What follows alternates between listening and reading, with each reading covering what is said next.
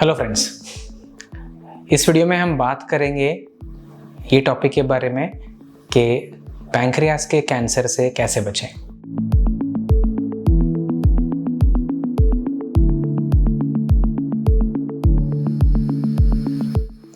मेरा नाम डॉक्टर प्रवीण कम्मार है। मैं कैंसर सर्जन हूँ और मेरा स्पेशलिटी है digestive system cancers. Digestive system के कैंसर के लिए मैं 5000 से भी ज़्यादा सर्जरीज कर चुका हूँ।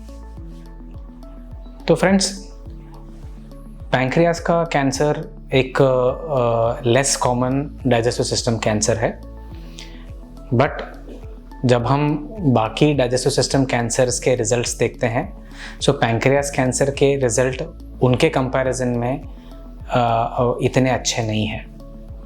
कई सारे कारण हैं इसके लिए। एक बहुत ही इम्पोर्टेंट कारण ये है कि पैंक्रियास का जो कैंसर है एक कॉम्प्लेक्स कैंसर है। सर्जरी के लिए और नॉन सर्जिकल ट्रीटमेंट के लिए ये यूजुअली आइडेंटिफाई होता है काफ़ी लेट स्टेजेस में कई पेशेंट्स में।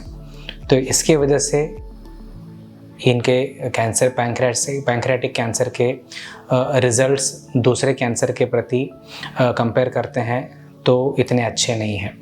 ये लॉजिकल है कि प्रिवेंशन ऑफ पैंक्रियाटिक कैंसर के बारे में सोचना, कि पैंक्रियाटिक कैंसर के बारे में बचने के बारे में सोचना ज़्यादा सेंसिबल रहेगा rather than thinking of pancreatic cancer के ट्रीटमेंट के बारे में।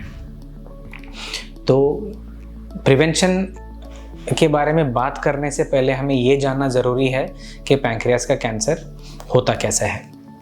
इसके थोड़े बहुत ऐसे कारण हैं जिसको हम बोल सकते हैं कि नॉन मॉडिफाइबल, जो आप बदल नहीं सकते। वो क्या है? एक तो है एज। जैसे आपका उम्र बढ़ते जाता है, पैंक्रियास का जो कैंसर है उसका रिस्क बढ़ते जाता है।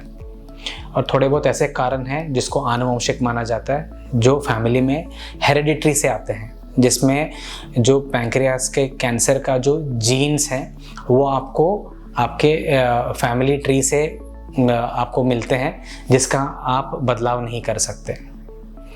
तो इन चीज़ों के ऊपर आपका कंट्रोल नहीं रहता है। बट थोड़े बहुत ऐसे फैक्टर्स हैं जिससे पैंक्रियास के कैंसर होता है, बट आप उसको अपने काबू में रख सकते हो और आपको कंट्रोल कर सकते हो। ये कौन कौन सी चीज़ें हैं? एक तो है डायबिटीज़, दूसरा है हैबिट्स लाइक स्मोकिंग, और तीसरा है सेडेंटरी लाइफस्टाइल एंड ओबेसिटी। तो ये तीनों चीज़ें हैं जिनको आप कंट्रोल कर सकते हो और इससे आप पैंक्रियास के कैंसर से बच सकते हो। डाइटरी हैबिट में आपको देखना है कि हेल्दी डाइट हो, जिसमें ग्रीन लीफी वेजिटेबल्स, हरी सब्जियां हो, ठीक है, पल्सेस हो, ग्रेन्स हो और फ्रूट्स हो। इसमें क्या होता है? इसमें एंटीऑक्सीडेंट्स रहते हैं, मिनरल्स रहते हैं, ट्रेस एलिमेंट्स एंड विटामिन्स रहते हैं, जिससे आपका बॉडी का कैंसर फाइटिंग कैपेसिटी इंप्रूव होता है। बॉडी में जो सेल में एबनॉर्मलिटीज़ आ सकते हैं, इनको रिपेयर करने का क्षमता बढ़ता है, तो पैंक्रियास का कैंसर का रिस्क इसमें कम होता है। और स्मोकिंग, जैसे आप जानते हो, सिर्फ पैंक्रियास का कैंसर नहीं, कई सारे कैंसर्स के लिए स्मोकिंग कारण रहता है। तो आप स्मोकिंग बंद करते हो या स्मोकिंग चालू नहीं करते हो तो आपका पैंक्रियास का कैंसर का रिस्क कम रहता है। और तीसरा डायबिटीज़।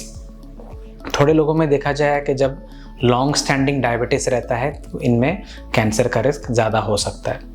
अगर आप एक हेल्दी लाइफस्टाइल देखते हो, एक्सरसाइज करते हो, एक्टिव लाइफस्टाइल रखते हो, डाइटरी मॉडिफिकेशन करते हो, तो आपको अच्छा खासा पॉसिबिलिटी है कि आपका डायबिटीज़ अच्छा खासा कंट्रोल में रहेगा और इस वजह से आपका पैंक्रियास का कैंसर भी कम हो जाएगा।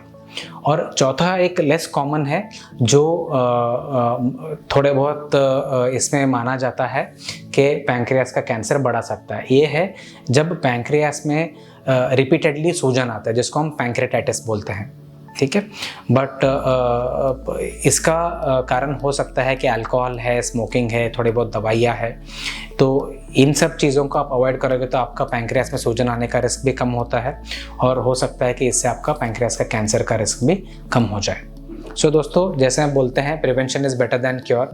अगर आप अपने लाइफस्टाइल में मॉडिफिकेशन करोगे तो आपका ओवरऑल हेल्थ भी इम्प्रूव होगा और दूसरे कैंसर्स भी आने के चांसेस कम हो जाएंगे और पैंक्रियास का कैंसर का भी रिस्क आपका कम हो जाएगा। इस टॉपिक के ऊपर आपको और भी डाउट है या सवाल है तो आप हमें कमेंट्स में लिख के बताएं या हमें ईमेल करें, हम डेफिनेटली इनको आंसर करने का कोशिश करेंगे। Thank you.